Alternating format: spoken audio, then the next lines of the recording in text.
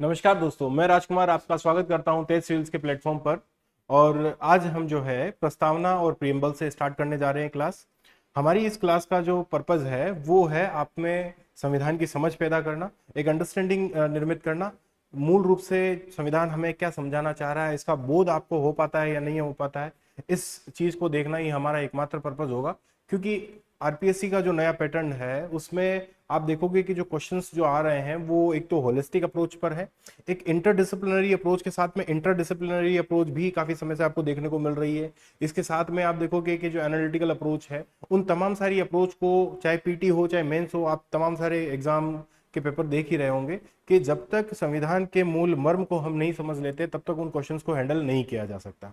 तो हमारा यहाँ पर जो प्राथमिक उद्देश्य होगा कि संविधान के मर्म को आपको समझाया जाए, जिसके लिए आज हम जो टॉपिक उठाया है उसके द्वारा आप परीक्षण भी कर सकते हैं कि क्या ये टॉपिक हमें वास्तव में क्या कहना चाह रहा है, हर एक वर्ड का मतलब क्या होता है, क्या वो हमें क्लास के एंड में समझ में आया या नहीं आया, या फिर प्रीवियस ईयर क्वेश्चन पेपर है या फिर आने वाले क्वेश्चन पेपर है उसका इससे सॉल्यूशन हो भी पाएगा या नहीं हो पाएगा।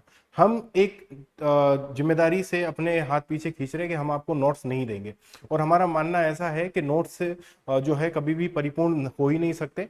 आपको हमेशा ही अपने अंदर जो है अपडेट करना ही पड़ेगा। दूसरी बात ये भी है कि जैसे ही नोट्स दे दिए जाते हैं तो बच्चे किताब पढ़ते ही नहीं है। तो हमारा ये प्राथमिक उद्देश्य होगा कि आप जो है यहाँ की क्लास देखने के बाद में कुछ जो बेसिक बुक्स है उनको जरूर पढ़े, क्योंकि बुक्स पढ़ने पर ही आप में वास्तविक जो रीडिंग हैबिट जो है वो डेवलप होगी, और वास्तविक अंडरस्टैंडिंग भी उसी के आधार पर निर्मित हो पाएगी, और एग्जाम में भी सारे क्वेश्चन जो है आप हैंडल कर पाओगे। आप कुछ अच्छी किताबें भी पढ़ सकते हो। हालांकि पॉलिटी के अंदर दो बेसिक किताबें जो है, एक तो आपकी 11वीं की जो एनसीईआरटी है संविधान वाली वो, और एक एम लक्ष्मीकांत है, वो तो पढ़ना ही है। इनिशियल स्टूडेंट है तो वो तो केवल इसी को पढ़े, परंतु जो एडवांस स्टूडेंट है उनको मेरी राय है कि वो सुभाष कश्यप की जो हमारा संविधान है या डीडी बसु, दोनों में से कोई ना कोई एक बुक जरूर पढ़े। सुभाष कश्यप की पढ़ना ज्यादा अच्छा रहेगा। खैर, इंग्लिश में भी कई सारी बुक्स अवेलेबल है, बट सुभाष कश्यप आप पढ़ लेंगे तो मोर देन जो है आप एग्जाम के जो पैटर्न है उसको हैंडल करने में पूरी तरीके से सक्षम हो पाएंगे। अब हम हमारी क्लास जो है वो स्टार्ट करते हैं कि जो भारत के संविधान की उद्देशिका है उसके बारे में हम पढ़ना जा रहे हैं। और संविधान की जो उद्देशिका है वो संविधान के दर्शन पर आधारित है। उद्देश्य का जो शब्द है उससे तात्पर्य ये होता है कि संविधान किस उद्देश्य से निर्मित किया गया है। तो उस उद्देश्य को हम जो है कहाँ पर पाएंगे, आप संविधान की प्रस्तावना जो है वहां पर आपको दिखाई दे देगा कि किस प्रकार से हमारा संविधान जो है वो किन उद्देश्यों को लेकर निर्मित किया गया था। तो सबसे पहले जो शब्द है वहीं से इस बार का आरएस मेंस का क्वेश्चन भी आया है कि हम भारत के लोग। तो ये देखो इंट्राडिसिप्लिनरी अप्रोच किस तरीके से हम भारत के लोग प्रियम्बल में दिया हुआ है, और ये संविधान सभा से जोड़ते हुए किस प्रकार से हम भारत के लोग होने की समीक्षा हमें करनी थी। इस क्वेश्चन की डिमांड जो है ये थी। इसको हम क्लास के एंड में और ज्यादा डील करेंगे। अभी फिलहाल के लिए हम ये प्रस्तावना क्या कहना चाह रही है उसको पढ़ना चाहेंगे कि हम भारत के लोग भारत को किस प्रकार का बनाना चाह रहे हैं। हम भारत के लोग, हम भारत के उस समय के जो 34 करोड़ लोग हैं, ये वर्तमान परिप्रेक्ष्य में देखो तो आप जो 140 करोड़ लोग हैं वो भारत को किस प्रकार का बनाना चाह रहे हैं, ऐसा संविधान सभा घोषणा कर रही है, या संविधान सभा को ऑथराइज किया है हम भारत के लोगों ने, उस समय के 34 करोड़ लोगों ने। या फिर ऐसा देखो कि हम भारत के जो लोग हैं वो भारत को सीधा बता रहे हैं कि मतलब भारत जो है वो किस प्रकार का होना चाहिए। तो भारत को होना चाहिए संपूर्ण प्रभुत्व संपन्न, समाजवादी, पंथ निरपेक्ष, लोकतंत्रात्मक गणराज्य। यानी कि भारत को हम इन 5 विशेषताओं से विभूषित करना चाह रहे हैं। अगर हम इसको इंग्लिश में देखना चाहें तो we the people of India having solemnly resolved to constitute India into a, मतलब इंडिया को किस तरह रूप में कॉन्स्टिट्यूट करना चाह रहे हैं। सॉवरेन हो, वो सोशलिस्ट हो, सेक्युलर हो, डेमोक्रेटिक हो और रिपब्लिक हो। सबसे पहले हम सोवरेन जो शब्द है उसको समझना चाहेंगे कि हम भारत के 140 करोड़ लोग भारत को संपूर्ण प्रभुत्व संपन्न बनाना चाह रहे हैं। संपूर्ण प्रभुत्व संपन्न से मतलब होता है कि हम अपने तमाम आंतरिक एवं बाह्य निर्णय लेने में पूर्णतः स्वतंत्र हैं। यहाँ पर कोई भी अन्य देश हमें निर्देश नहीं दे सकता। जैसे कि 370 आर्टिकल जब हमने एब्रोगेट किया था तब चीन, पाकिस्तान और अनेक सारे पश्चिमी देश हमें कह रहे थे कि आपने ये डिसीजन गलत लिया है, आपको इसे वापस लेना चाहिए। तो हम वहां पर उन्हें ये बता सकते हैं, इस सॉवरेन जो शब्द है उसका रेफरेंस देकर ये कह सकते हैं कि ये हमारा आंतरिक मामला है, या फिर हमारे तमाम सारे बाह्य निर्णय भी देश के हित को देख परख कर ही लिए जाते हैं, हम किसी बाह्य सत्ता से जो है निर्देश प्राप्त नहीं करते हैं। तो हमारा जो पर्पज है वो संपूर्ण प्रभुत्व संपन्न से मतलब यही है कि हम जो देश भारत के जो लोग हैं वो तमाम सारे आंतरिक एवं बाह्य निर्णय खुद के हित को देख कर लेते हैं, न कि किसी बाहरी दबाव में। अच्छा, यहाँ पर आप देखोगे कि ये जो सुप्रा नेशनलिज्म जो है वो भावना भी नहीं है हमारी यहाँ पर, यानी कि उद्धत राष्ट्रवाद भी नहीं है। ऐसा नहीं है कि हम विश्व की शांति को भंग करने के लिए कोई ऐसा काम करेंगे क्योंकि हम संप्रभु है, नहीं। हमारा यहाँ पर तात्पर्य है कि भारत के हित में और विश्व की शांति के संदर्भ में जो सबसे उचित हमें लगेगा वो बिना किसी बाहरी दबाव के हम जो है पूरी तरीके से उस निर्णय पर खरे उतरेंगे। अब हम संपूर्ण प्रभुत्व संपन्न के अगर दूसरे पक्ष को देखना चाहें तो आप देखो कि यहाँ पर जो है हम जैसे यूएन के सदस्य हैं या राष्ट्रमंडल के सदस्य हैं, तो यूएन और राष्ट्रमंडल के सदस्य होने का मतलब ये नहीं है कि भारत अपने निर्णयों को उससे इन्फ्लुएंस कर लेगा। जवाहरलाल नेहरू ने भी ये कहा था कि ये जो है एक अपेक्षित मतलब जितनी जायज जो उचित संबंध है हमारा उनसे, मतलब ऐसा नहीं है कि वो हमारे निर्णयों को इन्फ्लुएंस करेंगे। हमारा संबंध उनसे तभी तक है जब तक कि हमारे देश के हित के अकॉर्डिंग वो हमें काम करने दे रहे हैं, यानी कि हमारे निर्णयों में उनका कोई हस्तक्षेप नहीं है। तीसरी अगर पहलू की हम बात करें तो भारत संपूर्ण प्रभुत्व संपन्न होने के नाते किसी भी सीमा का अधिग्रहण कर सकता है या फिर किसी भी सीमा पर जो है किसी भी जगह पर अपना दावा छोड़ भी सकता है, त्याग भी सकता है। जैसे कि 100वें संविधान संशोधन में बांग्लादेश के साथ संदर्भ में हमने जो जमीन का आदान प्रदान किया था वो भी सोवरेन होने का एक अच्छा एग्जाम्पल है। अब जब हम दूसरी विशेषता की ओर बढ़ना चाह रहे हैं कि हम भारत के लोग भारत को संपूर्ण प्रभुत्व संपन्न के बाद में समाजवादी बनाना चाह रहे हैं। अब ये जो समाजवादी जो शब्द है या फिर ये जो सोशलिस्ट जो शब्द है वो मार्क्सवादी समाजवाद नहीं है, ये गांधीवादी समाजवाद है। मार्क्सवादी समाजवाद और गांधीवादी समाजवाद में अगर अंतर एक लाइन में समझना चाहे तो सपोज के भारत जो राष्ट्र है उसके पास 100 की जनसंख्या है और 100 करोड़ रुपए है, तो मार्क्सवादी समाजवाद ये चाहेगा कि 100 करोड़ रुपए एक एक करोड़ रुपए 100 ही नागरिकों को बांट दिए जाए, यानी कि संपत्ति का समान वितरण में मार्क्सवादी जो समाजवाद है वो उद्देश्य लेकर चलता है कि संपत्ति का समान वितरण हो। जबकि गांधीवादी समाजवाद ये चाहेगा कि सभी 100 लोगों को इक्वल अपॉर्चुनिटी प्रदान की जावे, पर्याप्त अवसर प्रदान किए जावे, चाहे वो आर्थिक अवसर हो या किसी धंधे के अवसर हो, वो तमाम सारे अवसर प्रदान कर कर वो अपने जीवन में 1 करोड़ रुपए कमा सके या अपने जीवन का सर्वांगीण विकास कर सके। तो अवसर की समता देने में गांधीवादी समाजवाद का मूल ध्येय होता है अवसर की समता, जबकि मार्क्सवादी समाजवाद का मूल ध्येय होता है संपत्ति का समान वितरण। इसी प्रकार से और देखना चाहे तो जो हमारा जो समाजवाद है वो मिश्रित अर्थव्यवस्था वाला समाजवाद है। मिश्रित अर्थव्यवस्था से क्या मतलब है कि हमारे यहाँ पर निजी और सरकारी दोनों ही क्षेत्र उपस्थित होंगे। ऐसा नहीं है कि हमारे यहाँ पर राज्याश्रित समाजवाद होगा जिसमें कि सारी संपत्ति उत्पादन और वितरण के जितने भी संसाधन है उन सब पर राज्य का अधिकार होगा। हमारे यहाँ पर निजी और सार्वजनिक दोनों ही क्षेत्र होंगे। हमारे यहाँ पर लोकतांत्रिक समाजवाद होगा बजाय कि साम्यवादी समाजवाद के। लोकतांत्रिक समाजवाद जो है उसका उद्देश्य ये होता है कि जितनी भी गरीबी है, बीमारी है, उपेक्षा है या असमानता है, अवसर की असमानता, इन सब का उन्मूलन करना ही लोकतांत्रिक समाजवाद का उद्देश्य होता है। संपत्ति का समान वितरण या संपत्ति का पुनर्वितरण ये कभी भी जो है लोकतांत्रिक समाजवाद या गांधीवादी समाजवाद का उद्देश्य नहीं होता। इसका उद्देश्य केवल ये होता है कि हम अवसर की समता प्रदान करेंगे। तो हमारा जो समाजवाद है वो मार्क्सवादी समाजवाद, साम्यवादी समाजवाद या राज्याश्रित समाजवाद से पूरी तरीके से भिन्न है। और इसको जो है हमने 42वें संविधान संशोधन के अंतर्गत 1976 के अंदर जोड़ा था। हालांकि समाजवादी जो शब्द है वो हमारी प्रस्तावना में पहले से मौजूद था, जैसे कि हमने यहाँ पे लिखा हुआ अवसर की समता, या हम डीपीएसपी में भी देखते हैं कि किस तरीके से सामाजिक समता के लिए हमारे आर्टिकल जो है आपको 38, 39, 37 ये तमाम सारे आर्टिकल आपको जो है वो दिखाई देंगे। तो ये तमाम सारे आर्टिकल हमें ये बताते हैं कि हमारे पास में समाजवाद यानी कि अवसर की समता वाला जो विशेषता थी वो पहले से विद्यमान थी, परंतु उसको और ज्यादा स्पष्ट करते हुए इंदिरा गांधी ने 42वें संविधान संशोधन में इसको जोड़ दिया था। हालांकि 1991 में एलपीजी की जो धारा आई है यानी कि लिबरलाइजेशन, प्राइवेटाइजेशन, ग्लोबलाइजेशन, जिसको हम हिंदी में कहते हैं उदारीकरण, वैश्वीकरण और निजीकरण, इसके तहत काफी हद तक हमारा जो व्यवहार है वो समाजवादी से इतर पूंजीवादी की तरफ हुआ है। परंतु फिर भी अवसर की समता देना, ये तमाम सारे जो समाजवाद के जो मौलिक गुण हैं वो आज भी यानी कि बीमारी, उपेक्षा, गरीबी, इनसे लड़ाई लड़ना या अवसर की असमानता को खत्म करना, ये राज्य का हमेशा से ही उद्देश्य रहा है। एक शब्द में अगर ये समझना चाहे तो लोक कल्याणकारी सरकार का जो स्वरूप है वो हमेशा से ही शुरुआत से लेकर अभी तक भी हमारे सरकार का अंग रहा है, और यही हमारे समाजवाद का उद्देश्य है कि हमारे जो सरकार का स्वरूप होगा वो लोक कल्याणकारी होगा। वो हमेशा ही गरीबी, बीमारी, उपेक्षा और अवसर की असमानता के विरुद्ध खड़ा होगा, बजाय के संपत्ति के समान वितरण के। तो ये तो जो है, मतलब ये जो मूल विचार है वो तो अभी तक भी विद्यमान है। अब जब हम तीसरे विशेषता की बात करेंगे जिसका अर्थ है पंथ निरपेक्षता, इंग्लिश में इसको कहते हैं सेक्युलर शब्द। तो पंथ निरपेक्षता और सेक्युलर जो शब्द है, इसका शब्द से मीनिंग ये होता है कि भारत राज्य का कोई भी धर्म नहीं होगा। भारत जो राज्य है वो विभिन्न धर्मों को मानने वाले नागरिकों में कोई धर्म के आधार पर विभेद नहीं करेगा कि वो पर्टिकुलर किसी धर्म पद्धति को फॉलो करता है। भारत जो राष्ट्र है वो किसी व्यक्ति को उसके धर्म के तहत दी गई विधियों या फिर उसकी उपासना पद्धतियों, उनके तहत दिए गए अभ्यासों के आधार पर दंडित भी नहीं करेगा। या फिर आप ऐसा देखो कि ये जो पंथ निरपेक्षता वाला जो शब्द है वो ये कहता है कि भारत जो है उसका खुद का कोई धर्म नहीं होगा, और वो सभी धर्मों को जो है समान रूप से ट्रीट करेगा, सभी धर्मों में सौहार्द बना रहे इसके लिए व्यवहार करेगा।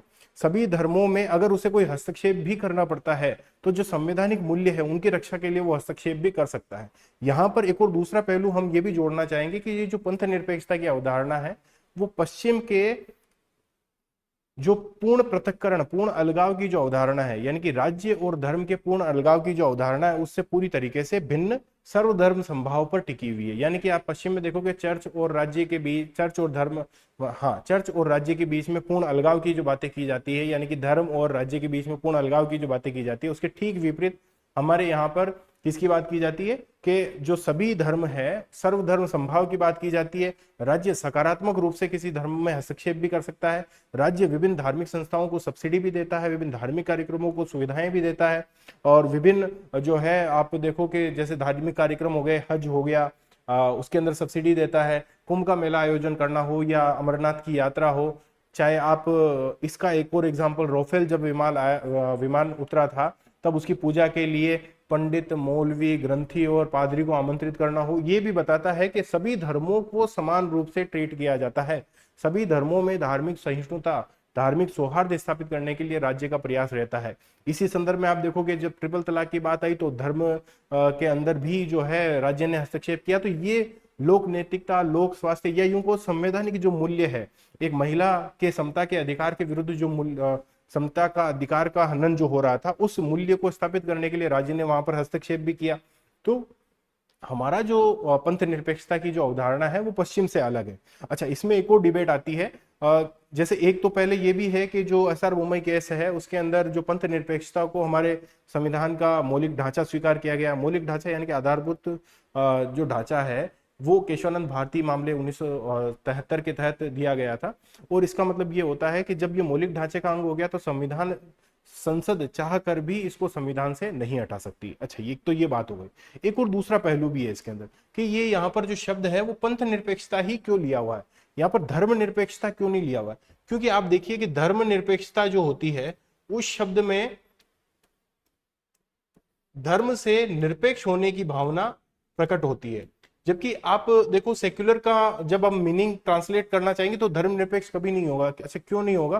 क्योंकि धर्म जो शब्द है वो धृ धातु से बना हुआ है और इसका मतलब होता है धारण करने योग्य गुण, जैसे कि आपके नैतिकता हुई, जैसे कि आपके सत्य हुए, ये जो सार्वभौमिक गुण है, सार्वभौमिक धारण करने योग्य गुण है, वो सभी धर्मों में मिलते हैं। तो कोई भी राज्य इन मूल्यों से कैसे निरपेक्ष हो सकता है? यानी कि कोई भी राज्य धर्म से निरपेक्ष कैसे हो सकता है? कम से कम भारत तो धर्म से निरपेक्ष नहीं हो सकता कि वो सत्य के विरोध में जाके खड़ा हो जाए, वो नैतिकता के विरोध में जाके खड़ा हो जाए। इसीलिए यहाँ पर जो शब्द है वो पंथ निरपेक्ष शब्द इस्तेमाल किया गया है। पंथ निरपेक्ष यानी कि विभिन्न जितने भी पंथ है, हिंदू, मुस्लिम, सिख, ईसाई, जैन, बौद्ध, ये तमाम सारे जितने भी पंथ है उनमें कोई भी भेदभाव नहीं करेगा, परंतु जो धार्मिक जो मूल्य है उनसे कभी भी भारत निरपेक्ष नहीं रहेगा। ये वाली बात भी हमें यहाँ पर पता चलती है। इस बार भी एक क्वेश्चन आया था, जैसे कि आप देखो कि पंथ निरपेक्षता का संविधान में क्या निहितार्थ है, तो उस क्वेश्चन को किस तरीके से डील करना था कि सबसे पहले उद्देशिका में पंथ निरपेक्षता के क्या निहितार्थ है। जैसे कि एक तो अभी मैंने आपको यहाँ पर बताया, एक यहाँ पर भी आप देखो कि विश्वास और धर्म की उपासना की विश्वास, धर्म, उपासना की स्वतंत्रता, एक यहाँ पर ये निहितार्थ है। इसी तरीके से जो है आपको आर्टिकल 14, 15, 16, आर्टिकल 44, ऐसे कई सारे आर्टिकल अपन को दिखाई देंगे जिसमें ये बताया गया है कि भारत जो है वो विभिन्न पंथों, विभिन्न धर्मों में कोई भेदभाव नहीं करेगा, सबको इक्वली ट्रीट करेगा। हमारा जो पंथ निरपेक्षता की अवधारणा है वो धर्म और राज्य के पृथक्करण पर नहीं टिकी हुई है। हम सर्वधर्म समभाव में विश्वास करते हैं। इसमें और भी हम बाद में जब रिवाइज करेंगे, आगे स्लाइड्स देखेंगे तो उसमें और भी कुछ एड ऑन हो जाएगा। अभी हम चौथी विशेषता की तरफ बढ़ना चाहते हैं, जिसका मतलब है लोकतंत्र यानी कि डेमोक्रेसी। देखिए, डेमोक्रेसी की जो सबसे बेहतरीन परिभाषा अब्राहम लिंकन ने दी है, उसका मतलब उसमें यह कहा गया था कि लोगों का लोगों के लिए लोगों के द्वारा शासन ही लोकतंत्र है। यानी कि लोग जिसके केंद्र में होता है वही क्या है, लोकतंत्र है। अच्छा, लोकतंत्र जो है दो टाइप का होता है, जैसे कि एक तो होता है इनडायरेक्ट लोकतंत्र यानी कि इनडायरेक्ट डेमोक्रेसी, और एक होती है डायरेक्ट डेमोक्रेसी। तो जो प्रत्यक्ष लोकतंत्र जो होता है, प्रत्यक्ष लोकतंत्र में क्या होता है कि सीधे ही जनता तमाम सारे निर्णय लेती है और उनको लागू करती है। यानी कि जैसे कि स्विट्जरलैंड में है, आपने सुना भी होगा कि जनमत संग्रह होता है, प्लेबिसाइट या फिर जो है रेफरेंडम होता है, आपके पहल होती है और इनिशिएट, तमाम सारे जितने भी उपकरण हैं प्रत्यक्ष लोकतंत्र के, उन तमाम सारे उपकरणों को आपने सुना होगा। परंतु हमारे यहाँ पर जो है वो अप्रत्यक्ष लोकतंत्र यानी कि इनडायरेक्ट डेमोक्रेसी है। इनडायरेक्ट डेमोक्रेसी का मतलब होता है, जैसे कि इसमें भी दो टाइप होते हैं, संसदीय शासन पद्धति और अध्यक्षात्मक शासन पद्धति।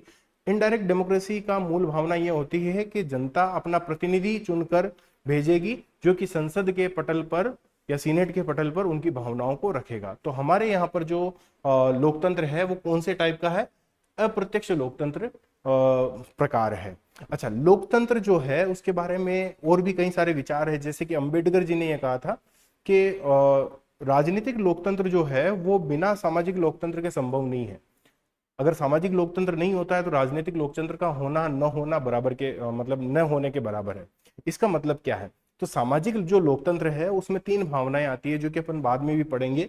जैसे कि हम यहाँ पर पढ़ेंगे कि समता, स्वतंत्रता और बंधुता की बातें जो है। इस संदर्भ में एक स्टोरी भी मैं सुनाना चाहूंगा आपको। जैसे कि सपोज कि आप एक रूम में चेयर पे बैठे हुए हो और आपके सामने कॉर्नर के अंदर किसी दलित को आपने जो है जंजीरों से जकड़कर बिठाया हुआ है। तो समता, स्वतंत्रता, बंधुता की अवधारणा क्या कहती है, सबसे पहले तो उसको जो जंजीरों में जकड़ा हुआ है ना आपने, उसको स्वतंत्र करो। यानी कि सबसे पहले तो उसको जो है फ्री करो आप। फिर बाद में उसको, पहला हो गया स्वतंत्रता, दूसरा है समता, यानी कि उसको अपने बराबर चेयर पे बैठाओ, ये हो गया है समता। फिर इसके बाद में क्या है कि ऐसा नहीं है कि चेयर पे आप दोनों एक साथ बैठ गए तो आपने उधर मुंह कर दिया, उससे कुछ बातचीत ही नहीं कर रहे हो।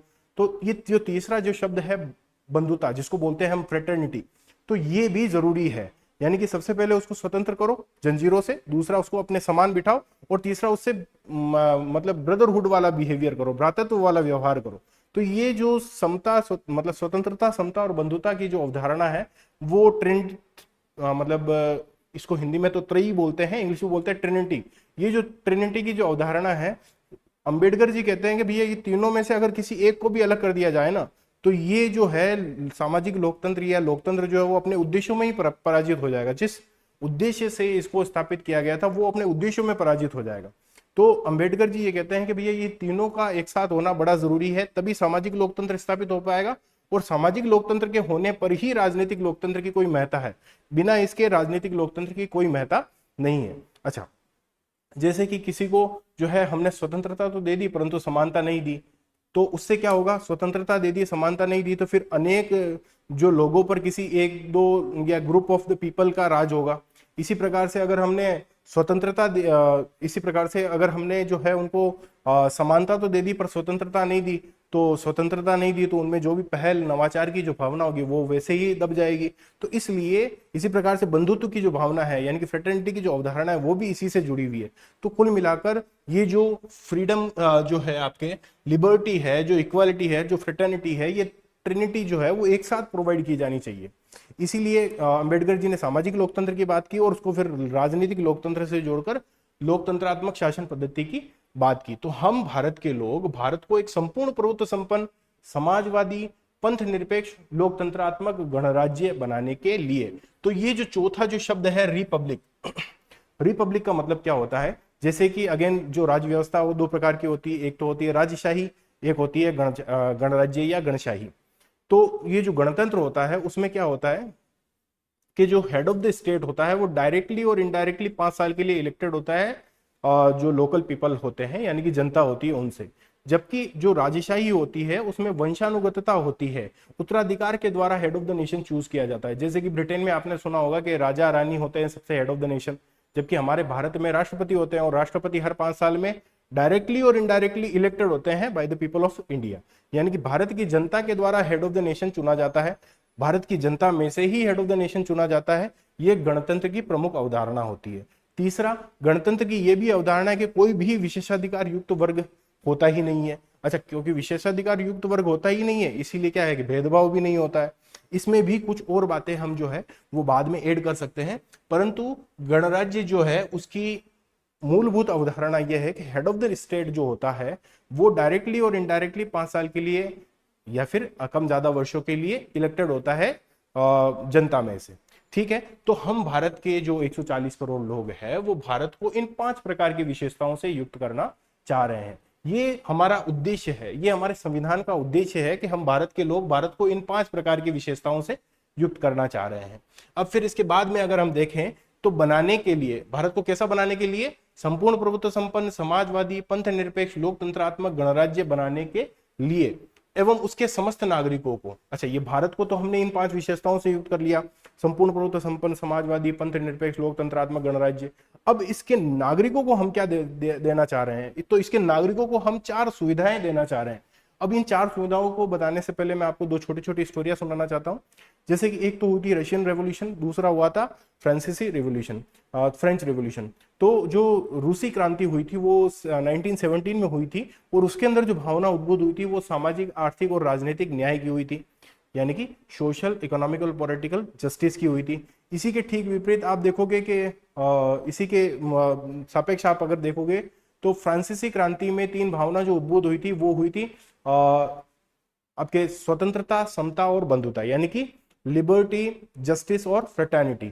तो ये जो चारों भावनाएं हैं, एक तो सामाजिक आर्थिक राजनीतिक न्याय है, एक स्वतंत्रता, समता और बंधुता है। तो इन चारों ही भावनाओं जो कि आधुनिकता की भी प्रतीक है, तो ये चारों के चारों गुण जो है हम हमारे राज्य के लोगों को, राज्य के नागरिकों को प्रदान करना चाह रहे हैं। कौन कौन से?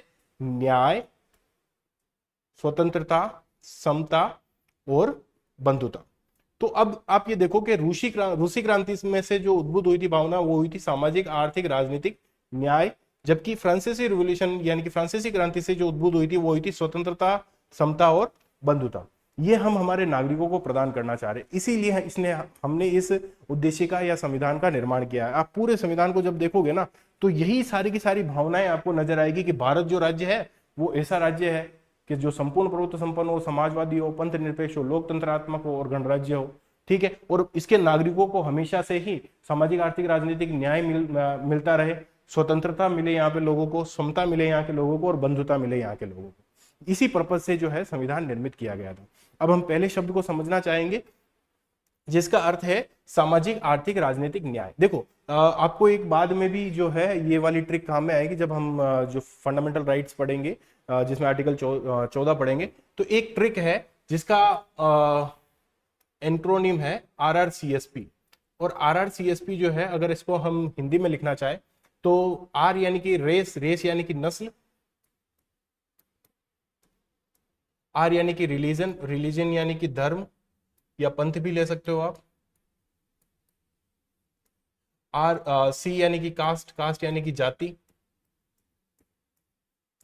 S यानी कि सेक्स, सेक्स यानी कि लिंग, और P यानी कि प्लेस, प्लेस यानी कि जो आपका जन्म स्थान होता है उसके बारे में। तो कभी भी भारत के नागरिकों में इन आधारों पर भेदभाव नहीं किया जाएगा। यही न्याय की मूल अवधारणा है कि कोई भी किसी भी नस्ल का हो, चाहे वो पूर्वोत्तर के संबंधित हो या द्रविड़ हो, चाहे वो कश्मीरी हो या राजस्थानी हो, उनमें इस आधार पर भेदभाव नहीं किया जाएगा। कोई भी किसी भी धर्म या पंथ का हो, चाहे वो हिंदू, मुस्लिम, सिख, ईसाई हो, उन पे किसी प्रकार का भेदभाव नहीं किया जाएगा।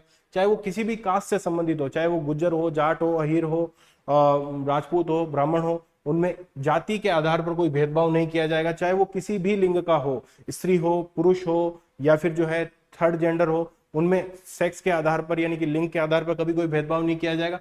जन्म स्थान के आधार पर भी कई बार जो है भेदभाव नहीं किया जाना चाहिए, चाहे जो है वो किसी भी स्थान पर जन्मा हो उसके साथ भेदभाव नहीं किया जाना चाहिए। तो ये जो RRCSP है वही जो है वो आपके सामाजिक न्याय की अवधारणा कमोबेश बताता है। सामाजिक न्याय जो है वो ये बताता है कि किस प्रकार से दलितों के साथ में, महिलाओं के साथ में, SC ST जो कम्युनिटी है आपके, या फिर जो आदिवासी कम्युनिटी जो है, या फिर थर्ड जेंडर जो, इनके साथ में कभी कोई भेदभाव न हो। इस बात को कौन इंश्योर करता है? सामाजिक न्याय इंश्योर करता है कि समाज में ऐसी व्यवस्था हो जो कि सामाजिक रूप से न्याय प्रदान करे तमाम सारी कम्युनिटी को बिना किसी भेदभाव के। या फिर उसको आप जो है RRCS के नाम से भी जान सकते हो कि आप जो है नस्ल के आधार पर, धर्म के आधार पर, जाति के आधार पर और सेक्स के आधार पर जो है लोगों में भेदभाव नहीं कर सकते। यही सामाजिक न्याय की अवधारणा है। इसके बाद में हम जब आर्थिक न्याय की बात करते हैं तो आर्थिक न्याय का मतलब होता है कि जो आपकी संपत्ति है, जो आपके पास में संपदा है या आय के जो साधन है, उसके आधार पर भी आपको भेदभाव नहीं करना चाहिए। यानी कि ऐसा नहीं है कि जो चाहे वो अमीर हो या गरीब हो, किसी भी इनकम ग्रुप से बिलोंग करता हो, उसके आधार पर आप, इनकम के आधार पर लोगों में भेदभाव नहीं कर सकते। ऐसा नहीं है कि पर्टिकुलर किसी आय इनकम वाले लोगों को ही जो है यहाँ पर जो है वोट देने का अधिकार हो, या इस प्रकार से कोई चीज जो आर्थिक आधार पर अगर भेदभाव कहीं पर हो रहा है तो वो उसका विरोध कौन करता है? आर्थिक न्याय करता है। या फिर अर्थ के आधार पर अगर कहीं पर न्याय मिल रहा है ना, तो उस वाले व्यवस्था का भी विरोध करता है आर्थिक न्याय की अवधारणा। जब हम राजनीतिक न्याय की बात करते हैं तो राजनीतिक न्याय से मतलब ये होता है कि तमाम सारे लोगों को सरकारी कार्यालयों में प्रवेश का अधिकार होगा, तमाम सारे लोगों को सरकार तक अपनी बात पहुंचाने का अधिकार होगा। न्यायिक समता के तर्क भी हम देखेंगे कि सभी लोगों को वोट देने का अधिकार होगा, सभी लोगों को चुनाव में खड़े होने का अधिकार होगा। ठीक है, तो सभी नागरिकों को समान रूप से राजनीतिक अधिकार देना ही जो है आपके राजनीतिक न्याय या राजनीतिक समता कहलाती है। अब जब हम सामाजिक, आर्थिक और राजनीतिक न्याय को पढ़ चुके हैं, तब हम दूसरी जो सुविधा है उसकी तरफ आना चाहेंगे जो हम भारत के नागरिकों को प्रदान करना चाह रहे हैं, और वो है स्वतंत्रता। स्वतंत्रता का शाब्दिक अर्थ तो ये होता है कि जहां पर कम से कम रोक टोक होती है उसी को स्वतंत्रता कहते हैं। अब ये जो स्वतंत्रता है, उस स्वतंत्रता को में 5 चीजें बताई हुई है, और इन 5 चीजों को एक लाइन में, एक मतलब है ना, डिटू याद करना बहुत जरूरी है, क्योंकि एग्जाम में ऐसा पूछा जा सकता है कि कौन सा क्रम है। तो इसके लिए एक बहुत ही शानदार सी ट्रिक है, जैसा कि मैं बता रहा हूं आपको। जैसे कि जब हम खाली मस्तिष्क लेके बैठते हैं तो हमारे दिमाग में सबसे पहले क्या आता है? सबसे पहले विचार आता है, यानी कि कोई थॉट आता है। फिर हम क्या करते हैं? जो थॉट आया उसको हम किसी के सामने एक्सप्रेस करते हैं। ठीक, तो सबसे पहले विचार आया, फिर हमने क्या किया? उसको अभिव्यक्त किया। अब तीसरी बात देखो कि जब भी हम किसी भी धर्म पर विश्वास करना चाह रहे हैं या किसी धर्म को फॉलो करना चाह रहे हैं तो सबसे पहले वो क्या करते हैं? उस पर विश्वास करते हैं, यानी कि धर्म पर विश्वास सबसे पहले किया जाता है। फिर क्या होता है? उस धर्म को हम धारण करते हैं। फिर क्या होता है? उस धर्म के अकॉर्डिंग हम उपासना करते हैं, पूजा पद्धति करते हैं, नमाज पढ़ते हैं। तो वो उपासना पद्धति सबसे लास्ट में आती है, विश्वास सबसे पहले आता है, फिर बीच में धर्म आता है। तो अगर हम इसको पूरा को एकदम से याद करना चाहें तो सबसे पहले खाली दिमाग लेके बैठेंगे तो क्या आएगा? विचार आएगा। फिर हम किसी दूसरे के सामने इसको एक्सप्रेस करेंगे। फिर जो है हम जो है धर्म को धारण करने से पूर्व उस पर क्या करेंगे? विश्वास करेंगे। फिर क्या करेंगे? धर्म को धारण करेंगे, और फिर उसके अकॉर्डिंग क्या करेंगे? उपासना करेंगे। तो हमारे जो संविधान है, संविधान की जो प्रस्तावना है, उसमें इन 5 प्रकार की जो है समता, 5 प्रकार की जो है स्वतंत्रता का उल्लेख किया गया है कि विचार, अभिव्यक्ति, विश्वास, धर्म और उपासना की स्वतंत्रता। हमारे यहाँ पर ये जो है 5 प्रकार की जो लिबर्टी है, कि सबसे पहले थॉट की लिबर्टी होगी, एक्सप्रेशन, बिलीव, फेथ और वर्शिप। तो ये जो 5 प्रकार की जो स्वतंत्रता है या लिबर्टी है वो हमारे संविधान की प्रस्तावना में दी गई है। अब जब हम इसके बाद में तीसरी विशेषता की बात करेंगे जो कि फ्रांसीसी रिवॉल्यूशन से उद्भूत हुई थी। देखो ये जो है वो तो आपके रशियन रिवॉल्यूशन से उद्भूत हुई थी और फ्रेंच रिवॉल्यूशन से उद्भूत हुई थी, स्वतंत्रता, समता और बंधुता। तो दूसरी विशेषता समता की बात करते हैं। थोड़ा पानी लीजिए। दूसरी विशेषता अगर हम समता की बात करें तो समता जो होती है वो हमारे यहाँ पर है प्रतिष्ठा और अवसर की समता। प्रतिष्ठा और अवसर की समता का तात्पर्य, जैसा कि हमने ऊपर भी समझा था, कि हमारे यहाँ पर समता, जो हमारे यहाँ पर ऐसी समता नहीं है कि संपत्ति के समान वितरण वाली समता। हमारे यहाँ पर समता है प्रतिष्ठा और अवसर की समता, यानी कि हम सभी को जो है इक्वल अपॉर्चुनिटी देंगे, सभी को इक्वल प्रतिष्ठा, इक्वल मतलब जो आपकी है स्टेटस, जो है स्थिति है, उसके आधार पर किसी से भेदभाव नहीं करेंगे। या फिर इसको यूं कह दो कि हम जो है वो अवसर की समता देंगे, किसी को भी इस आधार पर भेदभाव नहीं किया जाएगा कि पर्टिकुलर तुम किसी एक जो है क्राइटेरिया उससे अगर बिलोंग करते हो तो ही आपको यूपीएससी का फॉर्म भरने दिया जाएगा, पर्टिकुलर आप किसी धर्म से बिलोंग करते हो तो ही फॉर्म भरने दिया जाएगा, या किसी जाति से बिलोंग करते हो या किसी इनकम ग्रुप से बिलोंग करते हो तो ही आपको फॉर्म भरने दिया जाएगा। एक सेकेंड।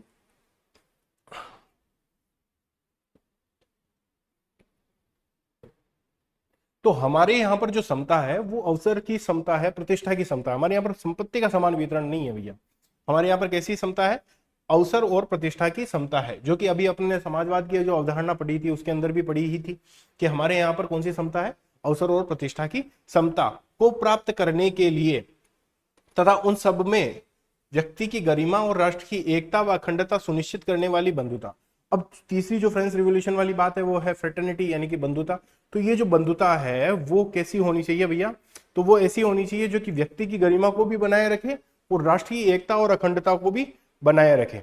व्यक्ति की गरिमा से आपको पता ही है कि मतलब व्यक्ति को जीवन यापन के लिए जो है पर्याप्त जो है संसाधन उपलब्ध होने चाहिए, पर्याप्त वेतन उनको दिया जाना चाहिए, मानवीय दशाओं में उनको काम करवाया जाना चाहिए। तो ये तमाम सारी गरिमा से रिलेटेड बातें होती है। परंतु आप यहाँ पर एक और चीज भी बारीकी से ऑब्जर्व करोगे कि हमारे यहाँ पर कैसी बंधुता है। हमारे यहाँ पर गरिमा, व्यक्ति की गरिमा और राष्ट्र की एकता और अखंडता, इन दोनों को एक साथ सुनिश्चित करने वाली बंधुता उपस्थित होनी चाहिए। तो इन दोनों का मतलब क्या है? जैसे कि फॉर एग्जांपल अपन समझना चाहे तो जैसे कि जेएनयू में अगर नारे लग रहे हैं कि भारत तेरे टुकड़े होंगे इंशाल्लाह इंशाल्लाह, अगर ऐसे नारे लग रहे हैं तो वो हमारी एकता और अखंडता के खिलाफ है। तो अब यहाँ पर व्यक्ति की गरिमा हम नहीं देखेंगे, क्योंकि अगर वो व्यक्ति की गरिमा तभी तक है जब तक कि भारत की एकता और अखंडता को वो अक्षुण्ण रखें। जैसे ही वो एकता और अखंडता को छेड़ते हैं तो हम फिर जो है वहां पर उसकी जो है विचार, अभिव्यक्ति, विश्वास, ये जो आपने इनको स्वतंत्रता दी हुई है या जो व्यक्ति की गरिमा जो प्रदान की है उसका फिर जो है उस पर हम एनक्रोचमेंट यानी कि फिर उसको दबा भी सकते हैं। तो यहाँ पर हमारे यहाँ पर कौन सी बंधुता है? तो उन सब में व्यक्ति की गरिमा और राष्ट्र की एकता और अखंडता सुनिश्चित करने वाली बंधुता बढ़ाने के लिए दृढ़ संकल्पित होकर इस संविधान सभा में आज तारीख 26 नवंबर 1949 को एतद द्वारा इस संविधान को अंगीकृत, अधिनियमित और आत्मार्पित करते हैं। तो ये जो चीज है, जैसे कि अब यहाँ पे भी लिखा हुआ है कि इक्वालिटी कौन सी वाली है? स्टेटस और अपॉर्चुनिटी की इक्वालिटी है। और to promote among them all fraternity assuring the dignity of individual and the unity and the integrity of the nation। तो ये जो है यूनिटी और इंटीग्रिटी ऑफ द नेशन और डिग्निटी ऑफ इंडिविजुअल, इन दोनों को सुनिश्चित करने वाली फ्रेटर्निटी स्थापित करने के लिए दृढ़ संकल्पित होकर इस संविधान सभा में इस संविधान को अंगीकृत करते हैं, यानी कि अडोप्ट करते हैं, यानी कि हम सबसे अपना हिस्सा इसको बनाते हैं। अधिनियमित करते हैं यानी कि इससे हम शासित होंगे, इसको इनेक्ट हम करते हैं। और गिव टू आवर सेल्स यानी कि हमारी आत्मा को अर्पित करते हैं। तो ये तमाम सारे वादे जो है वो हम भारत के लोग भारत के नागरिकों को प्रदान करना चाह रहे हैं। भारत के लोग भारत को प्रदान करना चाह रहे हैं। देखिए, हम भारत के लोग भारत को कैसा बनाना चाह रहे हैं? संपूर्ण प्रभुत्व संपन्न, समाजवादी, पंथ निरपेक्ष, लोकतंत्रात्मक गणराज्य। और इसके समस्त नागरिकों को क्या देना चाह रहे हैं? राजनीतिक, सामाजिक, आर्थिक न्याय देना चाह रहे हैं, स्वतंत्रता देना चाह रहे हैं, समता देना चाह रहे हैं और बंधुता देना चाह रहे हैं। तो ये जो संविधान की प्रस्तावना है, ये इसका मोटा मोटी इंट्रोडक्शन था। और अब इसके अंदर थोड़ा सा और डिटेल में कोई चीज होती है तो उसको अपन और देखने का प्रयास करते हैं। जैसे कि हम भारत के लोग, ये हमने पढ़ लिया कि समस्त सत्ता के स्रोत हैं, ठीक है। हम निर्णयन में, आंतरिक और बाह्य निर्णयन में पूर्णतः स्वतंत्र है। उद्धत राष्ट्रवाद को हमारा सपोर्ट नहीं है भैया।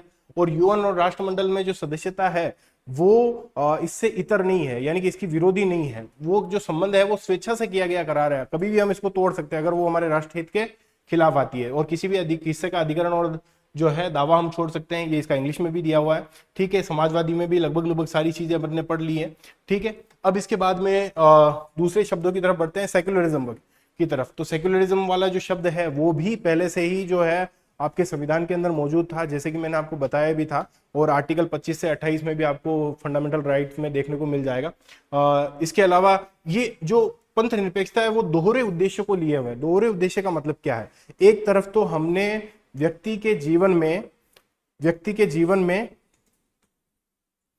हाँ, तो ये जो दोहरे उद्देश्य है वो क्या है?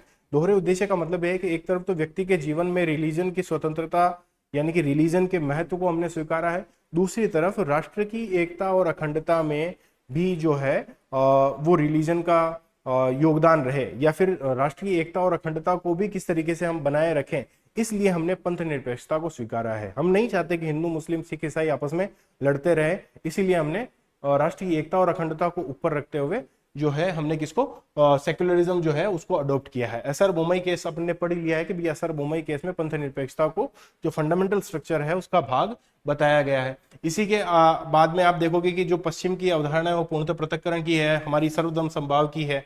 हम जो है तमाम सारे धार्मिक पहचानों को मान्यता भी देते हैं, तमाम सारे धार्मिक स्थलों को दर्जा भी देते हैं, कार्यक्रमों का आयोजन भी कराते हैं, संस्थाओं का संचालन भी करते हैं, तमाम सारे धार्मिक कार्यों में सब्सिडी भी देते हैं, करों में छूट भी देते हैं, और अलग नागरिक संहिता भी इसका चरम उदाहरण है। धर्मनिरपेक्षता वर्सेस पंथ निरपेक्षता वाली बात को भी अपने पूरी अच्छी तरीके से डिस्कस कर लिया है। देखो, हमारे राज्य न तो किसी धर्म विशेष का समर्थन करता है, न ही किसी पेशे व अभ्यास को दंडित करता है। भैया किसी एक पर्टिकुलर, ऐसा नहीं है कि पाकिस्तान की तरह हमने घोषित किया हुआ कि हम जो है मुस्लिम राष्ट्र है, या ब्रिटेन की तरफ ने हमने घोषित किया हुआ कि हम जो है ईसाई राष्ट्र है।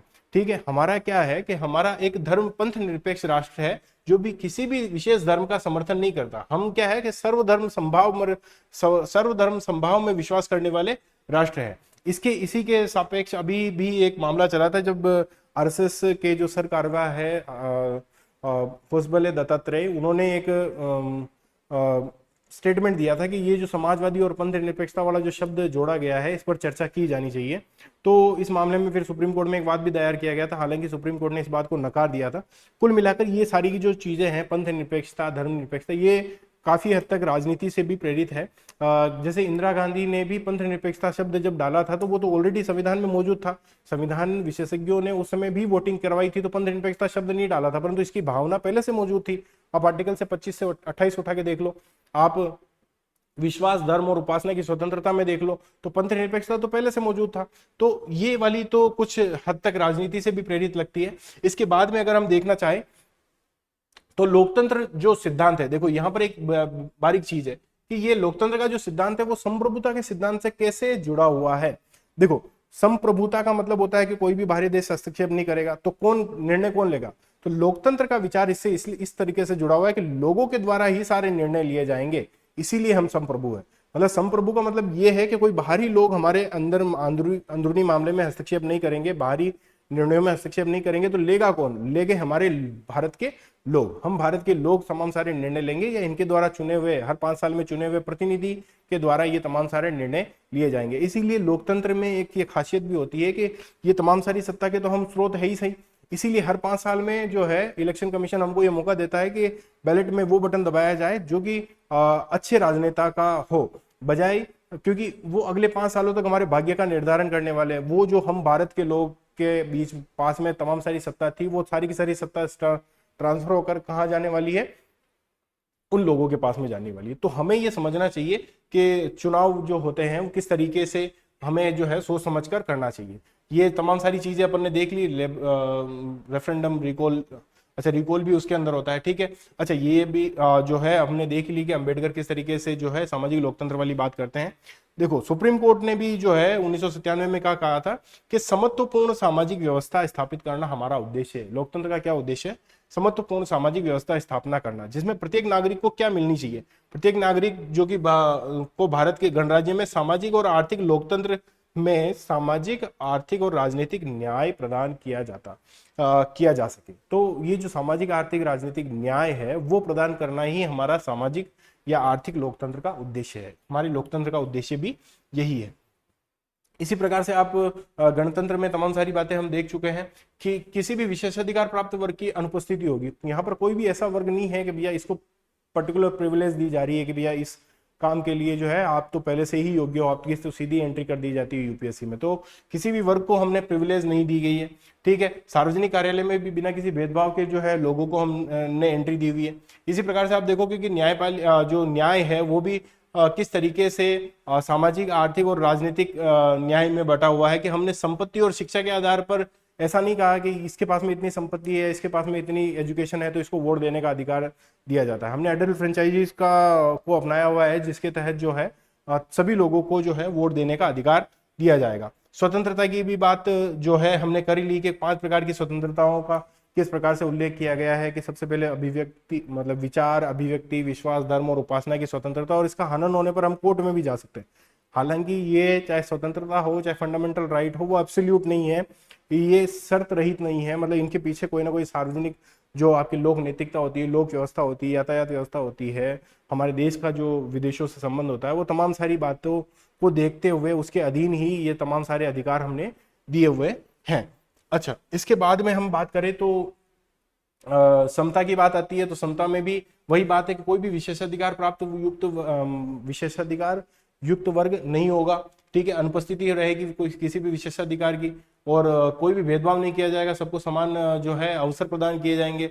या फिर यूं देख लो कि आपकी नागरिक समता, राजनीतिक समता और आर्थिक समता के भी कुछ एग्जाम्पल हमारे यहाँ पर देखने को मिलते हैं। नागरिक समता के एग्जाम्पल आपको 14 से लेकर 18 तक देखने को मिलते हैं, ठीक है। इसी प्रकार से आपको जो है राजनीतिक समता मैंने आपको बताई दी थी कि सभी लोगों को, चाहे वो किसी भी धर्म से, किसी भी वर्ग से, किसी भी जाति लिंग से संबंधित हो, उनको जो है वोट देने का अधिकार होता है, या फिर चुनाव लड़ने का अधिकार होता है, ठीक है।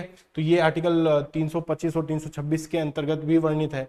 डीपीएसपी में भी ये कहा हुआ है कि भैया हम जो है आर्थिक संसाधनों का संकेंद्रण नहीं जो है वो सुनिश्चित करना चाहते हैं, तो आर्थिक समता की वहां पर बात की गई है। डीपीएसपी में आर्टिकल 39 के अंतर्गत जो है आजीविका के लिए साधन की बात भी की गई है, और इसके साथ में समान स्त्री और पुरुष के लिए जो है समान वेतन की बात भी की गई है। तो ये आर्थिक समता की यहाँ पर बात हमारे संविधान में की गई है। बंधुता वाली बात जो है कि भैया हम जो है वो एक ही मातृभूमि के जो है पुत्र हैं, इस वाली फीलिंग का होना ही बंधुता है, फ्रेटर्निटी है, ठीक है। आपको ये यही आर्टिकल जो है आपको फंडामेंटल ड्यूटीज में भी देखने को मिल जाएंगे। अच्छा, ये फंडामेंटल ड्यूटी और एफआर और इनसे कनेक्ट करना इसलिए भी जरूरी है क्योंकि लास्ट टू लास्ट मेंस में भी एक क्वेश्चन था कि किस प्रकार से जो आपकी प्रस्तावना है उसमें न्याय और हाँ, प्रस्तावना में उपस्थित स्वतंत्रता और समता, हाँ, दो शब्द थे, स्वतंत्रता और न्याय, सॉरी, हाँ, स्वतंत्रता और न्याय जो है वो किस प्रकार से प्रोजेक्शन आप उनका देख पाएंगे फंडामेंटल राइट और डीपीएसपी के अंदर। यानी कि जो प्रस्तावना में जो सामाजिक आर्थिक राजनीतिक न्याय है और जो आपके स्वतंत्रता है, उनका दर्शन आप किस प्रकार से मूल अधिकार और नीति निर्देशक तत्वों में कर पाएंगे। तो ये वाली तमाम सारी बातें है। बंधुता मैंने बता ही दिया कि आपको दोनों प्रकार की है। अब क्या है कि कुछ महत्वपूर्ण कथन जो है वो बताए गए हैं प्रस्तावना के रिगार्डिंग। उन कथन को हम देखना चाहेंगे कि वो कौन कौन से कथन हैं। जैसे कि सबसे पहले अगर हम देखें तो मैंने आपको बताया भी था कि प्रस्तावना में जो है वो आधारभूत दर्शन देखने को मिलता है। प्रस्तावना में जो है कि उच्च महान आदर्श देखने को मिलते हैं कि हम भारत के जो लोग हैं वो भारत को इन प्रकार की विशेषताओं से युक्त करना चाह रहे हैं। हम भारत के जो लोग हैं वो हाँ, हम भारत के जो लोग हैं वो देखो ये तमाम सारे जो उच्च आदर्श है वो देखने को मिलते हैं, महान आदर्श देखने को मिलते हैं। हमारे संविधान निर्माताओं की सोच जो है वो यहाँ पर दिखाई देती है कि वो भारत को किस प्रकार का बनवाना चाह रहे थे, वो भारत के नागरिकों को किस प्रकार की स्वतंत्रताएं देना चाह रहे थे, ठीक है।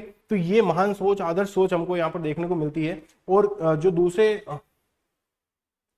विचारक है जैसे कि एन के पालकीवाला ने जो है वो इसके बारे में क्या कहा है कि ये जो प्रस्तावना है वो संविधान का परिचय पत्र है, आईडी कार्ड है। अगर आप पूरे संविधान को नहीं भी पढ़ पाओ तो भी आप इसको देखकर पता लगा सकते हो कि भारत जो है, भारत का संविधान जो है वो उसके लोगों को या भारत को किस प्रकार का बनाना चाह रहा है, भारत के लोगों को कौन कौन से जो है सुविधाएं प्रदान करना चाह रहा है। भारत को 5 प्रकार की विशेषताओं से युक्त करना चाह रहे हैं। भारत के लोगों को 4 प्रकार की जो सुविधाएं हैं वो देना चाह रहा है, स्वतंत्रता, समता, बंधुता और न्याय, ठीक है। इसी प्रकार से 5 प्रकार की विशेषताओं से युक्त करना चाह रहा है। और हम अगर दूसरे जो है अल्लादी कृष्ण स्वामी अय्यर ने ये कहा है कि ये जो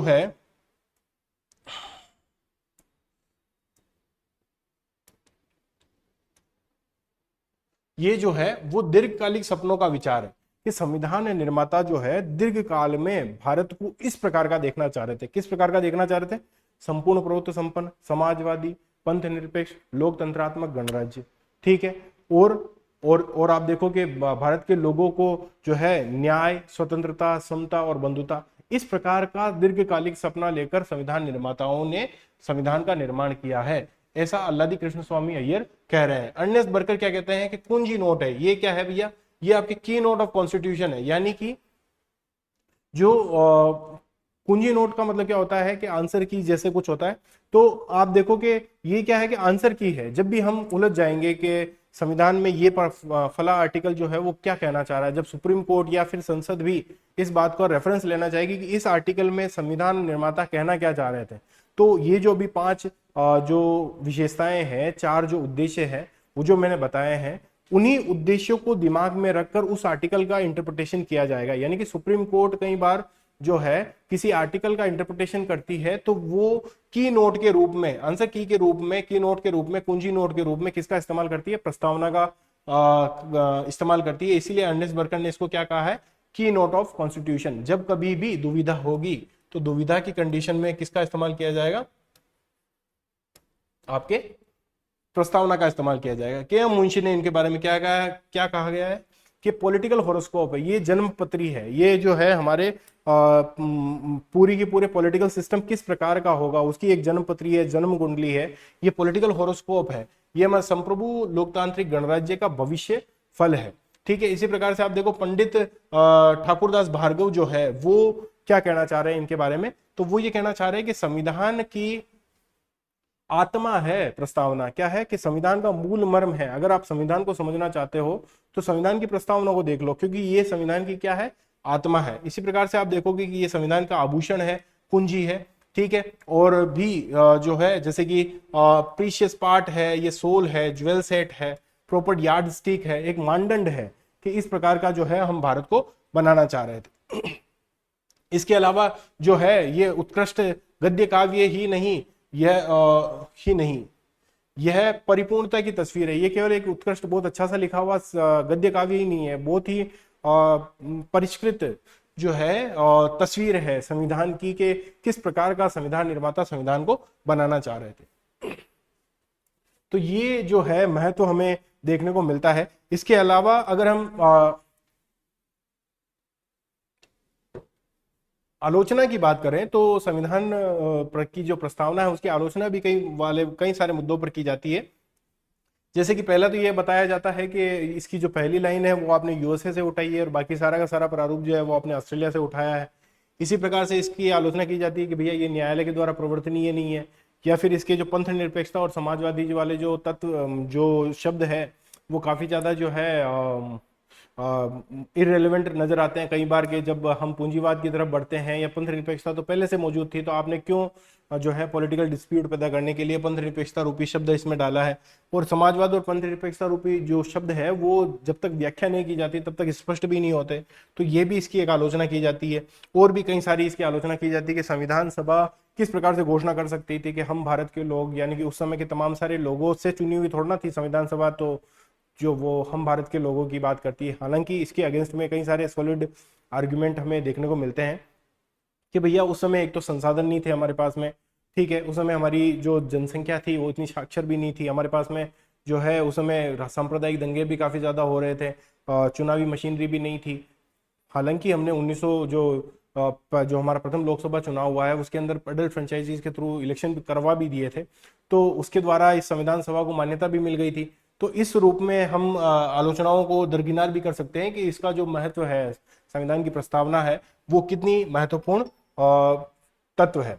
कुछ बात भी है जैसे कि संविधान की प्रस्तावना पर ये जो है बातचीत छिड़ी थी कि ये क्या संविधान का भाग है या नहीं। तो बेरूबाड़ी संघवाद जो 1960 में दायर किया गया था उसमें ये कहा गया था कि भैया ये तो सही बात है कि ये जो है संविधान निर्माताओं के मस्तिष्क की कुंजी को बताता है कि उनके मस्तिष्क में क्या चल रहा था, परंतु ये संविधान का भाग नहीं है। क्योंकि ये संविधान का भाग नहीं है इसीलिए जो संसद है वो आर्टिकल 368 के तहत इसमें जो है संशोधन नहीं कर सकती, यानी कि जो है प्रस्तावना उसमें संशोधन नहीं किया जा सकता, ऐसा बेरूबाड़ीवाद 1960 वाले मामले के अंदर कहा गया। जबकि केशवानंद भारतीवाद में जो इसकी दूसरी व्याख्या, दूसरे नंबर की वाली व्याख्या है कि प्रस्तावना संविधान का भाग है या नहीं, तो उसमें केशवानंद भारती मामले में ये कहा गया था जो कि 1973 में दायर किया गया था, उसमें यह कहा गया था कि संविधान जो है वो प्रस्तावना जो है वो संविधान का भाग है और इसमें आर्टिकल 368 के तहत संशोधन किया जा सकता है।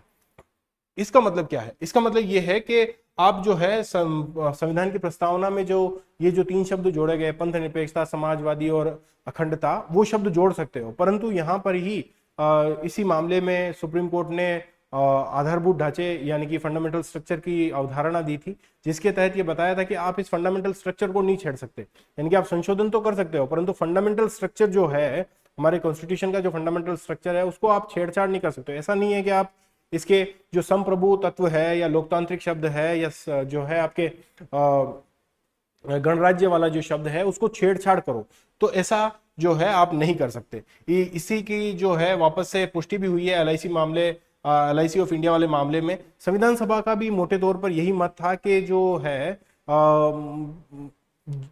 संविधान की जो प्रस्तावना है वो संविधान का ही भाग है। कई सारे डिस्कशन में भी हमको ये देखने को मिलता है। हालांकि यहाँ पर कुछ बातें और भी है कि भैया एक जो प्रस्तावना है वो ना तो संसद को कोई शक्ति देती है ना ही उसकी शक्तियों पर कोई रोक लगाती है। हालांकि न्यायालय जब कभी अटक जाता है तो इसका रेफरेंस ले सकता है, परंतु ये न्यायालय के द्वारा प्रवर्तनीय भी नहीं है। ऐसा नहीं है कि ये जस्टिसिएबल है, तो ये न्यायालय के द्वारा क्या है, नॉन जस्टिसिएबल है। न्यायालय के द्वारा इसको प्रवर्तन नहीं किया जा सकता। ऐसा नहीं है कि अपन न्यायालय में चले जाएंगे और फंडामेंटल राइट की तरह ये कहेंगे कि देखो ये यहाँ पर जो है ये समाजवाद लागू नहीं कर रहे हैं या फिर जो है पंथ निरपेक्षता का उल्लंघन कर रहे हैं, तो वहां पर जो आपकी प्रस्तावना है उसका रेफरेंस नहीं लिया जाएगा। वहां पर क्या है कि दूसरे फंडामेंटल राइट के जो आपके आर्टिकल है उनका रेफरेंस लिया जाएगा। ठीक है, इसके बाद में अगर हम देखना चाहे तो कुछ प्रीवियस ईयर क्वेश्चन पेपर है। इस प्रीवियस ईयर क्वेश्चन को पेपर को जो है हम जो है 5 मिनट के गैप में या फिर इसी के ठीक बाद में हम रिकॉर्ड करते हैं। ठीक है, धन्यवाद।